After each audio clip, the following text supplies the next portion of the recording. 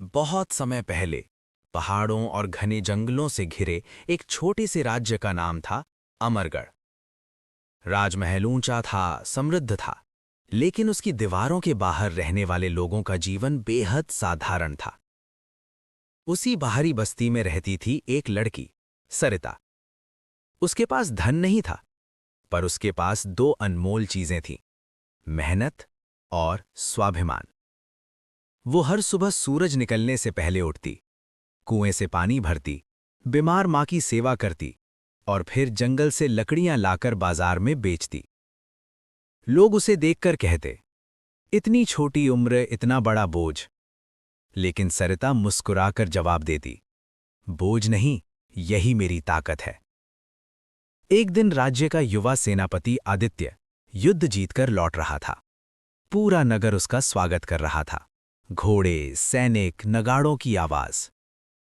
उसी भीड़ में उसकी पहली बार सरिता पर पड़ी। सादगी से भरी, शांत लेकिन मजबूत।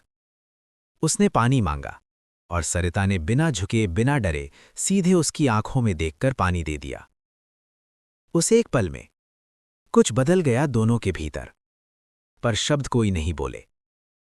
समय बीतता गया और फिर राज्य पर आया भयंकर सूखा।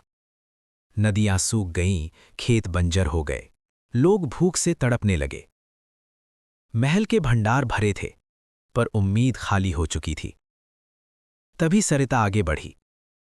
उसने गांव वालों से कहा, अगर हम इंतजार करेंगे तो खत्म हो जाएंगे, अगर मिलकर काम करेंगे तो बच जाएंगे। उसने पानी के रास्ते बदले, तालाब खुदवाए, अनाज बांटने की व्यवस्था बनाई। धीरे धीरे सूखी धरती पर फिर हरियाली लौट आई। लोग कहने लगे, जहां उम्मीद खत्म होती है, वहां से सरिता शुरू होती है। जब ये बात सेनापति आदित्य तक पहुंची, वो खुद उस गांव आया। उसने देखा, लोग सरिता को नेता नहीं, अपना सहारा मानते थे। उस दिन आदित्य ने समझा, सच्ची ताकत तलवार में नहीं, विश्वास में होती है। राजा ने सरिता को राजसभा में स्थान दिया। दरबार चौंक गया, लेकिन सत्य के सामने कोई विरोध टिक नहीं पाया। कुछ समय बाद पड़ोसी राज्य ने आक्रमण कर दिया। युद्ध अनिवार्य था। युद्ध पर जाते समय सरिता ने आदित्य से कहा, युद्ध जीतना जरूरी है, पर लोगों को बचाकर जीतना उससे भी जरूरी है। आदित्य ने पहली बार आदेश नहीं, सलाह मानी। युद्ध कठिन था, लंबा था, लेकिन अंत में अमरगढ़ विजयी हुआ। वापसी पर उत्सव हुआ और उसी दिन आदित्य को युवराज घोषित कर दिया गया। फिर राजा ने कहा, राज्य की व्यवस्था संभालने के लिए सरिता को राजमंत्री बनाया जाता है। एक साधारण लड़की राज्य की मंत्री बन चुकी थी। समय बीता, राजा वृद्ध हुआ और सिंहासन आदित्य को मिला।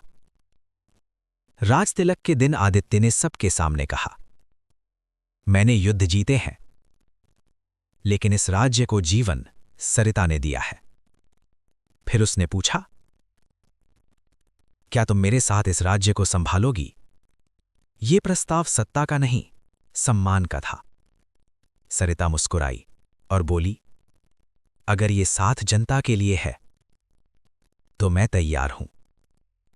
कहते हैं, उस दिन से अमरगढ़ की असली ताकत न सेना रही, न सोना, बल्कि एक साधारण लड़की का धैर्य, साहस और सच्चा मन बन गया।